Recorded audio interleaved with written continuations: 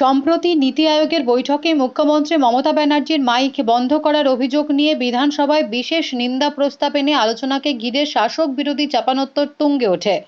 বিধানসভার অধিবেশনের শুরুতেই এই প্রস্তাব এনে আলোচনার দাবি জানান মন্ত্রী মানস ভূঁইয়া।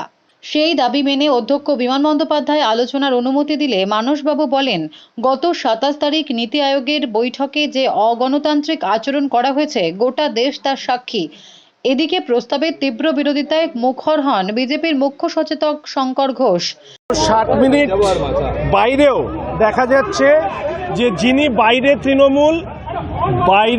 তৃণমূলের পতাকা নিয়েছেন, অভিষেক বাবুর কাছ থেকে যিনি তৃণমূলের পতাকা গ্রহণ করেছেন, তৃণমূলের মঞ্চে যাকে দেখা যায় সেই সুমন বাবু এখানে বিজেপির হয়ে নাম দেখা দিচ্ছে। বিজেপি পরিষদীয় দলের পক্ষ থেকে তো তাকে নাম দেওয়া হয়নি। তাহলে এই নাম কেন দেওয়া হলো? এই যে অসংসদীয়ভাবে স্পিকার সাহেব যেভাবে চালাচ্ছেন এর সাথে আমরা সহমত নই, ফলে আমরা এই ওয়াকআউট করেছি। আমি মনে করি এর থেকে অনেক কঠিন ভাষা ব্যবহার করা উচিত, যে এই ধরনের রাজনৈতিক দ্বিচারিতা আমরা অন্তত এর আগে কখনো দেখিনি। যে সুমনবাবুকে নিয়ে এত বিতর্ক, সেই সুমনবাবুকে বিজেপির নামের সাথে যুক্ত করে আমাদের সময় না, তৃণমূল কংগ্রেসের সময় থেকে সময় অ্যালটেড হয়েছে, অথচ নাম দিয়েছে ভারতীয় জনতা পার্টি। লজ্জা হয় যে এই সদনের মধ্যে দাঁড়িয়ে আমাদের উপস্থিত। আপনারা কি আর অংশ নেবেন আজকের আলোচনায়? না, এই আলোচনায় অংশগ্রহণ করব না। শাসক দল বলছে যে আপনারা কিছু না কিছু ইস্যু পেলেই বাইরে বেরিয়ে যাচ্ছেন। এটা কি ইস্যু? এটা তো মানে সংসদীয় গণতন্ত্রের ক্ষেত্রে দ্বিচারিতার উদাহরণ। যে এক্সাম্পল আজকে সেট করা হলো, আমি মনে করি না যে এই ধরনের এক্সাম্পল এর আগে কখনো কোনো জায়গায় দেখা গেছে, যেখানে একজনের বিরুদ্ধে আমরা দলীয়ভাবে তার বিরুদ্ধে ইতিমধ্যেই স্পিকার সাহেবের কাছে অভিযোগ জমা দিয়েছি ডিফরমেশন কেসের। সেই কেস চলছে এবং সেই জায়গায় দাঁড়িয়ে আজকে তৃণমূল কংগ্রেসের সময় থেকে সময় কেটে ভারতীয় জনতা পার্টির নামে তাকে তালিকায় রাখা, এতে কি প্রমাণিত হয়? সংসদীয় রুল বুক কি ফেলে দেওয়া হয়েছে? আমরা জানি না।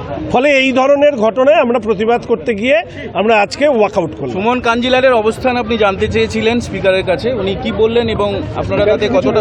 প্রথম কথা, অবস্থান জানার থেকেও তো এটা বুঝতে হবে যে আমরা পরিষদীয় দলের থেকে যে 5 জনের নাম দিয়েছি সেখানেই 60 মিনিট, আমাদের যে ধার্য 60 মিনিট সেটা অতিক্রান্ত হয়ে গেল।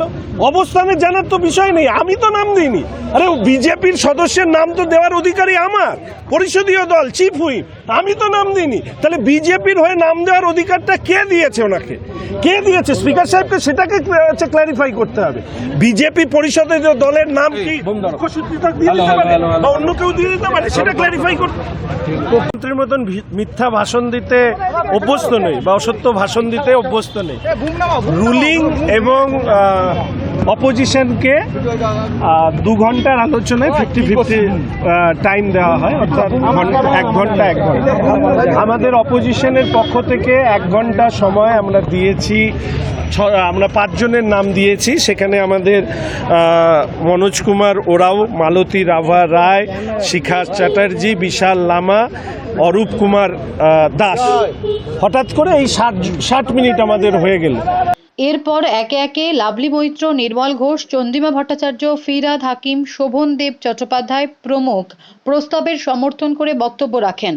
প্রস্তাবের বিরোধিতায় বক্তব্য রাখেন দীপক বর্মন, শিখা চ্যাটার্জি, অম্বিকা রায় প্রমুখ। এদিকে আলোচনা চলাকালীনই মুখ্যমন্ত্রীর বিরুদ্ধে মিথ্যাচারের অভিযোগ তুলে বিজেপি সদস্যরা স্লোগান দিতে শুরু করেন। কিছুক্ষণ পর বিজেপির মুখ্য সচেতক শঙ্কর ঘোষের নেতৃত্বে তারা বিধানসভা থেকে ওয়াকআউট করেন। অধ্যক্ষ বিমান বন্দ্যোপাধ্যায় বলেন, মুখ্যমন্ত্রী নিজের সংসদীয় দায়িত্ব পালন করতে নীতি আয়োগের বৈঠকে গিয়েছিলেন। সেখানে তাকে বক্তব্য রাখতে বাধা দেওয়া হয়েছে, যা অত্যন্ত নিন্দনীয়। তাই সরকার পক্ষের আনা এই প্রস্তাবে তার পূর্ণ সমর্থন আছে বলে অধ্যক্ষ জানিয়েছেন। তিনি আরও জানান, বিধানসভায় গৃহীত এই নিন্দা প্রস্তাব কেন্দ্রীয় সরকারের কাছে পাঠিয়ে দেওয়া হবে। না, আমরা তো এই বিষয়ে মাননীয় অধ্যক্ষ দুপক্ষকেই যুক্তরাষ্ট্রীয় কাঠামো মেনে এবং সংসদীয় গণতন্ত্রকে মর্যাদা দিয়ে দুপক্ষকেই বলবার সুযোগ দিই। 3 জন সম্মানীয় বিধায়ক এবং সম্মানীয় বিধায়ক বললেন, কিন্তু তারপরে বলবার পরে বাকি সরকার পক্ষের থেকে যারা বলছেন তাদের কথা শোনার মতো ধৈর্য নেই, অর্থাৎ তারা শুনবেন না, এটা তারা ঠিক করেই নিয়েছেন যে তাদের মতন করে তারা বলবেন, তারপরে তাদের বিরুদ্ধাচরণ করে সরকার পক্ষ যদি কিছু বলে তাহলে সেটা তারা শুনে জবাব দেবেন, সেটা করবেন না। তাহলে বোঝাই যাচ্ছে যে এই যে অসত্য কথা বলার যে অভিযোগ তোলা হচ্ছে মাননীয় মুখ্যমন্ত্রীর কে কেন্দ্র করে, আমি বারবার বলছি, সবেনও বলেছি যে মাননীয় মুখ্যমন্ত্রীর অসত্য বলার প্রয়োজন হয় না। সরকার পক্ষে যারা আছেন তাদের মুখ্যমন্ত্রী, তেমনি বিরুদ্ধে যারা রয়েছেন তাদেরও তো মুখ্যমন্ত্রী। তা অসংসদীয় ভাষা যে ভারতের কেন্দ্রীয় অর্থমন্ত্রী যে ব্যবহার করলেন, তার জন্য কি একটুও মনে হলো না যে এই ভাষাটা অসংসদীয়, এর একটা প্রতিবাদ করা উচিত? মহিলা যারা রয়েছে বিধায়ক, তাদেরও একটু মনে হলো না যে এটা বলা উচিত? কারণ আপনি দেখবেন যে ফলস শব্দ অথবা ফলসহুড শব্দ, এটা কিন্তু মিথ্যাচার, অর্থাৎ মিথ্যা কথা। এই মিথ্যা কথা বলা কেন্দ্রীয় অর্থমন্ত্রী বলেছেন, আমাদের মাননীয় মুখ্যমন্ত্রী বলেছেন। তো মাননীয় মুখ্যমন্ত্রীর এই ধরনের কাজ করবার কোনো দরকার নেই, কারণ মিথ্যাচার করার কোনো প্রশ্ন নেই। তার কারণ, আর এই শব্দটা কিন্তু অত্যন্ত অপমানজনক এবং অসংসদীয়। সুতরাং যারা বলছেন তাদের শব্দ চয়নটাও কিন্তু শিখতে হবে। সেই শব্দ চয়ন যদি শিখতে হয়, তাহলে যদি শিখে থাকে তাহলে এই ধরনের শব্দ ব্যবহার করতে হবে। আজকে মূলত যে প্রস্তাব আপনি আনলেন সেটা কি কারণে আনলেন এবং প্রস্তাবে কি বক্তব্য? দেখুন, আমি খুব মানসিকভাবে ব্যথিত একজন বাংলার মানুষ হিসাবে, ভারতবর্ষের নাগরিক হিসাবে। গত 27শে জুলাই দিল্লিতে নীতি আয়োগের মিটিংয়ে আমাদের প্রিয় মুখ্যমন্ত্রী শ্রীমতী মমতা বন্দ্যোপাধ্যায় যেভাবে হিউমিলিয়েটেড হয়েছেন, সেখানে প্রধানমন্ত্রী নরেন্দ্র মোদী উপস্থিত ছিলেন as a head of the meeting. নীতি আয়োগের আধিকারিকরা ছিলেন, বিভিন্ন রাজ্যের মুখ্যমন্ত্রীরা ছিলেন, ইন্ডিয়া জোটের অবশ্য কেউ যাননি, এবং এটা নিয়েও অনেক কথাবার্তা বলেছেন। কিন্তু মমতা ব্যানার্জি তিনি বুঝিয়ে দিলেন যে তিনি মমতা ব্যানার্জি। তিনি বাংলার হয়েও গেছেন, আবার বিরোধী দলের ইন্ডিয়া জোটের রাজ্যগুলোর পক্ষ থেকেও গেছেন, ভারতবর্ষের হয়ে গেছেন।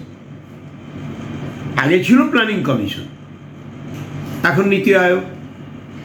প্ল্যানিং কমিশন থাকাকালীন নির্দিষ্ট কিছু ফর্মুলার ভিত্তিতে রাজ্য তার বক্তব্য রাখত, বিভিন্ন বিভাগীয় মন্ত্রীদের সঙ্গে নিয়ে গিয়ে মুখ্যমন্ত্রী রাখতেন। সচিব স্তরে আলোচনা হতো, মন্ত্রী স্তরে হতো, মুখ্যমন্ত্রী স্তরে হতো। আর আপনি তো দেখলেন, মুখ্যমন্ত্রী গেছেন, মমতা ব্যানার্জির মতো ব্যক্তিত্ব, তিনি গিয়ে 5 মিনিটও কথা শেষ হয়নি, বন্ধ করে দিল মাইক। আর অন্যান্য ছোট ছোট রাজ্যের মুখ্যমন্ত্রীরা বক্তৃতা করছেন 14 মিনিট, 20 মিনিট। কি অপূর্ব, বিস্ময়কর। Bureau report, Durnibar Bangla news. সব খবর সবার আগে পেতে আমাদের চ্যানেলটি সাবস্ক্রাইব করুন এবং পাশে থাকা বেল আইকনটিতে ক্লিক করুন, লাইক ও শেয়ার করুন।